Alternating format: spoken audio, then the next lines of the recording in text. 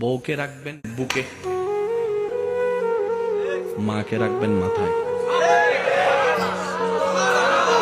আর একটু জোরে জোরে জোরে জোরে, মা থাকবে মাথায়।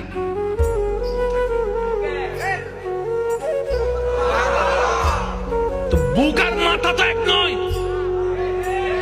জোরে জোরে বলেন না, জোরে জোরে বলেন না।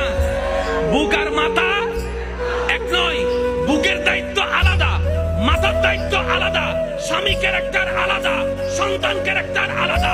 এবার আপনি বলবেন আমার মা যার পায়ের নিচে আমার জান্নাত,